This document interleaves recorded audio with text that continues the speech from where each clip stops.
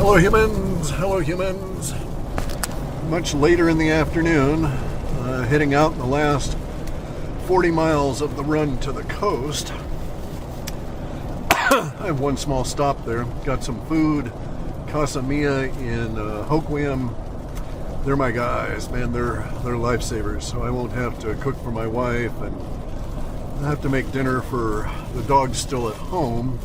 Boris is in the hospital for a couple of days.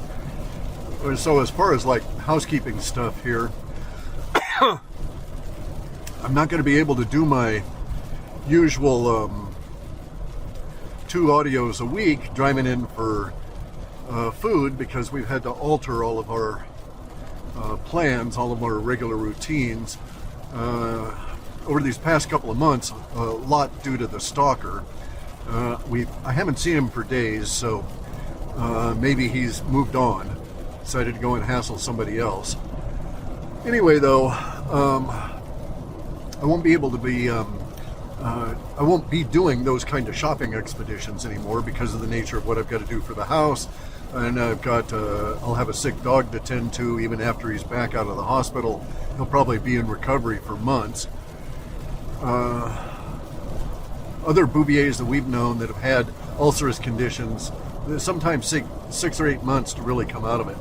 So poor Boris is going to be needing extra care. But really the deal is that I've swapped my shopping around, so I won't have these long runs. So I'm going to rely more on coastal resources. Anyway, though, wanted to talk about these next few months and what we're all going to be encountering as authority falls away from things and the hyper novelty is revealed. We're going to have a lot of very upset people. So if you go watch the Jean-Claude show on Beyond Mystic with Carrie and Jay Whitener, you'll get an idea. Okay, these people, Carrie and Jay Whitener, were controlled. They were doing what they could to control themselves. And so imagine all of the normies who will not understand what's happening, won't understand why they have this huge emotional load. And really what my discussion at this point is, for these next 22 miles, is about the emotional load that everybody's going to face, but that will be particularly hard on the normies, of course, because they won't understand why they feel this way, what's going on. And so they'll start feeling it as the surety of their world is removed from them and their authority disappears. Their paradigm, their view of the planet and humanity and things going on is going to like break. It'll crumble. The saying, the cookie left too long in the milk. It just starts dissolving away. And so that's what's going to be happening to them. As it dissolves, as their paradigm dissolves in the hyper novelty, they will have emotional responses. A lot of these emotional responses are going to be subconscious. They may not even be aware of them, because that's the way the normies are. They react to the emotion. They don't observe the emotion, analyze the emotion, and then respond. Instead, they simply react. That's what the Elohim worship cult is counting on, is that their herd animals, the humans, can be trained to react and ignore reasoned response. So the Elohim worship cult is very desperately afraid of us, right? These guys there's a lot of fear on their part, and somebody's kicking their ass on the moon. Okay, maybe the Elohim worship cult is attacking people on the moon. Maybe they're attacking, non-Elohim, non-Earth humans, or maybe they're attacking Earth humans. There's just no way to tell at this stage. It is unlikely that they're attacking Nazis, and we don't have any definitive telltale. So if you look at things like, agricultural production specifically, as the most monitorable, we don't have big holes. So if there were, 10 billion people that were living in the moon that were a breakaway civilization and they still depended on Earth for water and food, we would see that. We would see, vast quantities of spaceships going back and forth from here to the moon carrying water. we do see some of that activity. We do observe spaceships that go in and suck up water and then go flitting off. So these are like, water delivery vehicles. We observe that, but not enough to say that it would be supporting any sizable population. At most, there's a lot of these kind of reports, but in the general, over the mass of all of the UFO reports, they're somewhat probably insignificant. Less than 1% of them are described as being water takers. But anyway, so the normies here are going to have these emotions, right? They're going to have emotions that they will be feeling. They will be feeling unsteady, unstable, unmoored. They're going to have the whole untethered Heather action, where they have to constantly keep second guessing their mind, analyzing their own processes, because nothing makes sense anymore. And this is really what it is. So imagine a situation where you got a job and it's the first day on the job, and there's no real ability from the employer to train you. They've just got to pitch you in and let you train yourself as you're encountering the shit that goes on, right? So there's going to be a lot of that. It will be a lot like learning on the job, because no one's going to be out here training you as to what's actually going on, nor will they be pointing out why you're having these emotions and what triggered it. And most of the normies are not going to be in critical mind. They won't be able to analyze what exactly is triggering that particular feeling that they're feeling at that moment that is making them so upset. So they will simply react to their emotions, go with their emotions, and express their emotions. And a lot of this will lead to acting out, okay? Just as we see the Jews acting out the Stockholm Syndrome.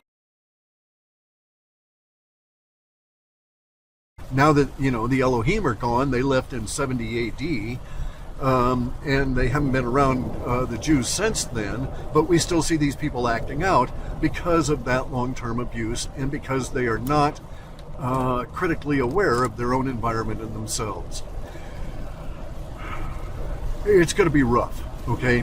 It's going to get increasingly rough. You're going to have friends that you're going to have to do counseling on. Better wait for them to break down than try and intrude, because you may force a breakdown if you do. A lot of this information is going to be radical and wild and bizarre, and so new that they will have to take a long time to think about it, to cogitate what this means for them, and to intake a lot of this information into their new worldview in such a way that that worldview can be regular. Now, if you have you're new on the job, there's that big rush of I don't understand any fucking thing, and you barely make it through the first day and then the first week, and it's like maybe it starts calming down in the second week or so, and by the time you've done it for a while, a lot of it is done on automatic pilot, as we say, right? So a lot of it would be done without the need for your conscious thinking about what you're doing and how you're doing it. You'll just sort of do it by body memory, by rote. Humans like doing things like this. The Elohim like that humans like doing this because they can train us relatively easily, and then we don't bother our minds with the larger context of what we're being trained to do and why. We just like the training, we accept it, and on we go. Operating as a normie. So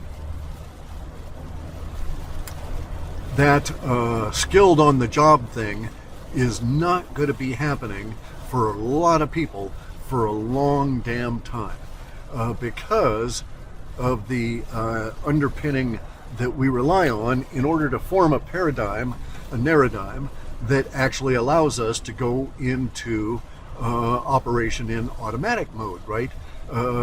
Where you would know how to respond because you've done it a few thousand times, that sort of thing. Here, it's all going to be new to you. You'll have to think about it. A lot of people are just going to flip off into reaction mode because they have no skills for monitoring themselves and doing anything else in that regard, right? And approaching it from any other way.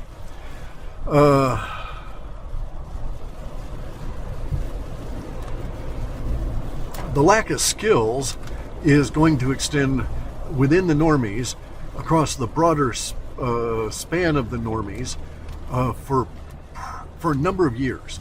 Maybe it'll be a decade before people really start, in the outlying areas of our social order, start feeling comfortable with what is now coming out of the core. The core is going to be rebuilt around the Wu people. As bizarre as that to say, the core of our new social order will be built around all you bastards. Okay, it's going to be so because of the nature of the lead follow kind of thing. So we know that as a movement becomes successful, the people within that movement, whatever it is, political, economic, whatever, a new paradigm, whatever, within that movement, as those people that had been involved in it get close to success, naturally we get this infighting and attempt to define, if you will, sort of an orthodoxy, right? Of a narrative, so that we can work towards a new collective narrative and dismiss those things that must be dismissed because they're bogus and bullshit. Like William Tompkins and Mark Richards and a lot of these whistleblowers, okay, and a lot of these pretend super soldiers and pretend secret space program participants like Corey Goode and a lot of the people that are emulating him after his success on Gaia.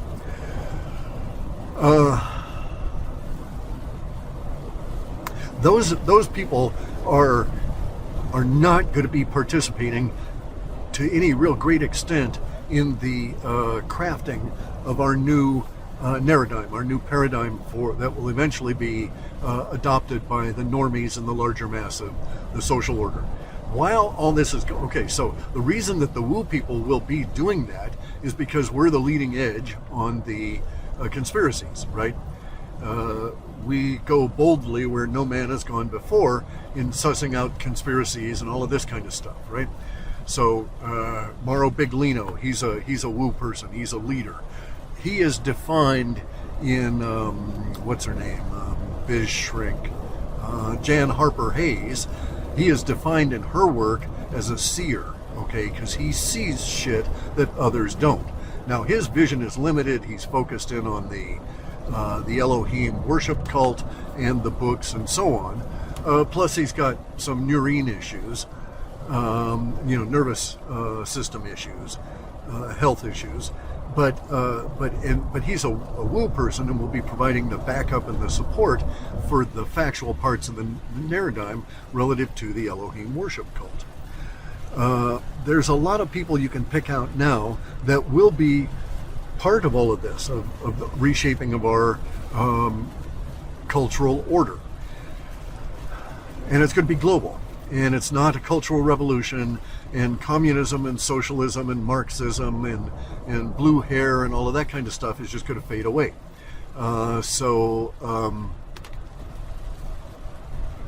As part of the hyper-novelty accommodation or absorption by humanity, the Wu people are out here leading because we're not convinced.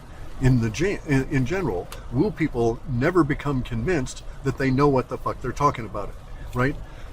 I mean, I know what I'm talking about in particular on individual items, but I'm constantly looking for those things that I don't yet know about relative to my paradigm. Sort of backfilling my assumptions, if you will, coming up with new assumptions based on actual facts and manifestations. And so I'm constantly seeking. Constantly seeing, right? As a result of the constant seeking, I see stuff that others don't.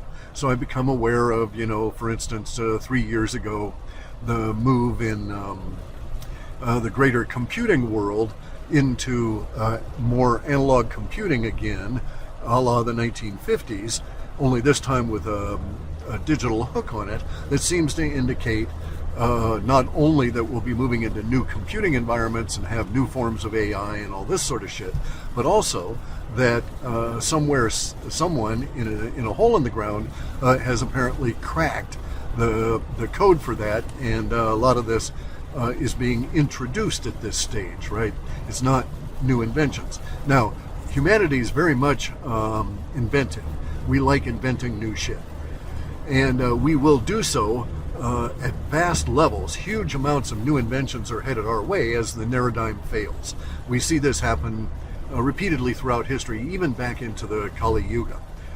As a paradigm is failing, thoughts are made free, and you have a renaissance, right? A reblooming of your social order.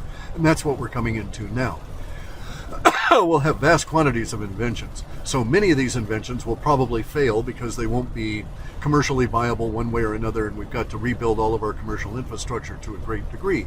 But as the space alien technologies come on out, we're going to find ourselves in a situation where the inventions will be at such a different level that material reality will change relative to making those inventions. So we will do less casting of iron kind of things, right? The brute force Kali Yuga kind of stuff, and we'll be doing a lot of growing materials, growing amalgam metals together with ceramics and other stuff to produce interesting new devices that will, because of their very nature, be participating in the analog computing revolution that's underway. And we're in the very beginning of the analog computing revolution. So we are like at, let me see, so we're probably like 1971 status relative to digital computing, relative to the new resurgence of analog computing. And it was in 79 that we started seeing the first commercially produced portable computers. So it's a second generation of our prototypes that had been made into commercially viable material by 79.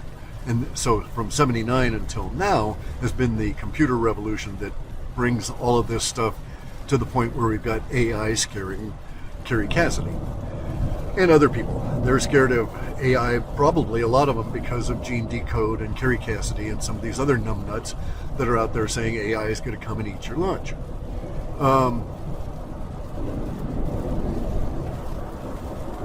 If one wanted to be an investor in this kind of an environment, I would look for nascent analog computing companies, and I put my money in them, right?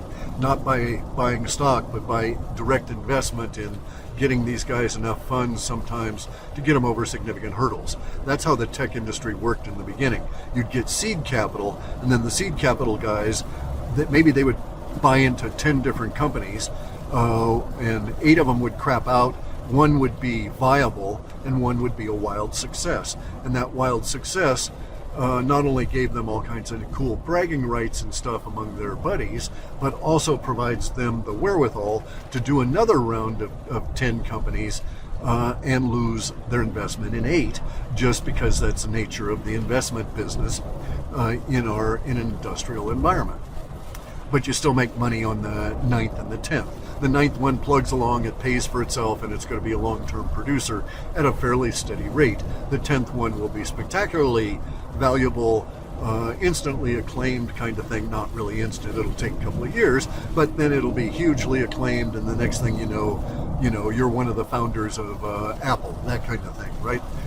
So you're can be wildly wealthy with direct investment in very small firms. And usually these investments are not that large to get them over these technical hurdles. Here we're going to have a couple of technical hurdles that will require significant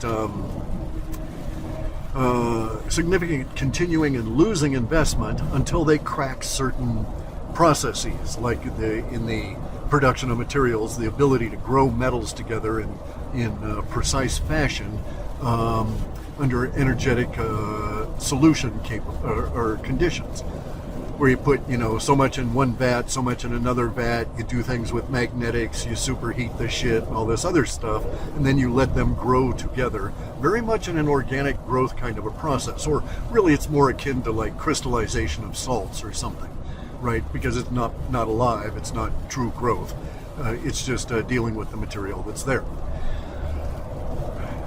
So anyway, it's a very exciting time. I personally like analog computing. I want to make a bunch of analog devices myself, just because I love the code and the elegance that you can achieve using what I think of as nuance computing, which is the ability to get at more than simply ones and zeros.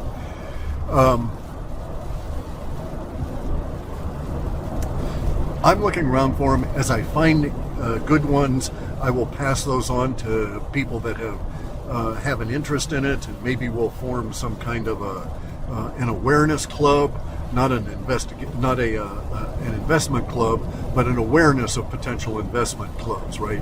Where we might just have like a heads up kind of a thing. Hey, we saw these companies, they got a decent idea, they're at this stage. You know, our probability is, or our guess on their probability of success is XYZ. You know, these kind of informations will be able to be coming out later on.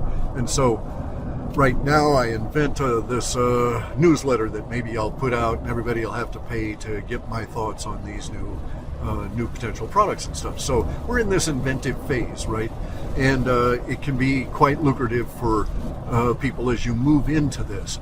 It's not going to be that way for most of the normies. They'll be coming on in later as they gradually acclimatize to the fact that humanity has changed. The planet's the same, but we're a new humanity.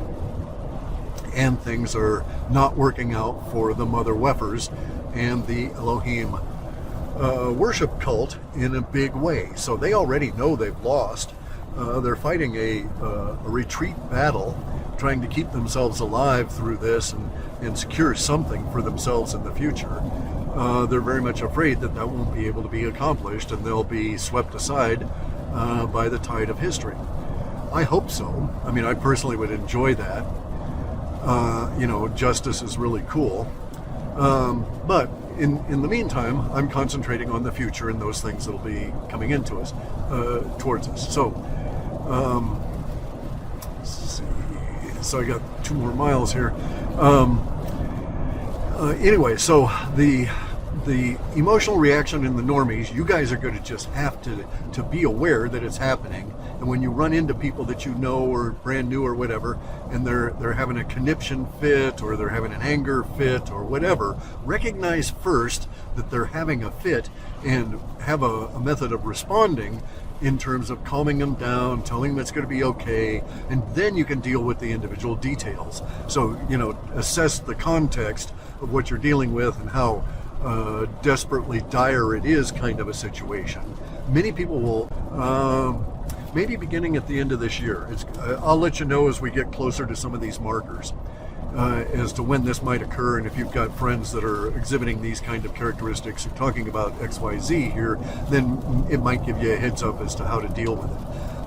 We won't reach that point for a number of months. We've got to go through these 2 big breaking points here of hyper novelty hitting the normies in June, and then we'll see how bad it is. Maybe it'll be, you know, really, really, really bad in just a couple of months after that, or maybe it won't be quite as bad because there are people working to reduce that potential. All right, and there are people working to reduce that potential, and I don't call them white hats. I call them the SOC, the Self-Organizing Collective. I do this for very specific reasons based on grammar and logic.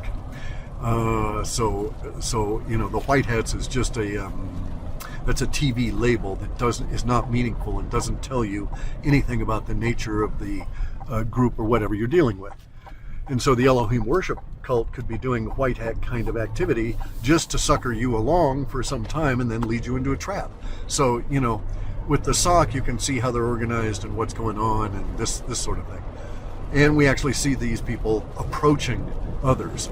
So they approach people in the Woo community. So a lot of people in the process of these guys running around trying to corral all of the influencers, they've had to come and talk to us that have turned them down, and thus we know that there is this move going on. So we do have support for our view that, oh, there's a movement now to corral and codify and provide an orthodoxy for the new paradigm that is being run through influencers. And we see them most effective in what I'm calling the type 4 or category 4 influencer, who's barely out of normiehood, right? maybe they're 3 years awake. They think themselves awake, and they've not even touched the issue of the Elohim in their religion. So they may have another dozen years before they get to the point that they have that crash in the normal course of events. They don't have those dozen years, okay? It's going to be really rapid once we cross this hyper novelty boundary for the normies. Shit's going to happen so fast your head will swim, and that is part of our situation here. Part of the hyper novelty. So anyway, so I'm here now. I've got to do this last stop, pick up some stuff, getting some local harvest here, clams and that kind of thing. Anyway, guys, so I'll talk to you later. Though these will be infrequent, few and far between, the talks, I mean. I'll do one, hopefully I can, when I go in to pick up Boris in a couple of days. And then it'll be spotty and irregular, but I'll try and do videos in the meantime as much as I can as we move into some of this stuff. All right.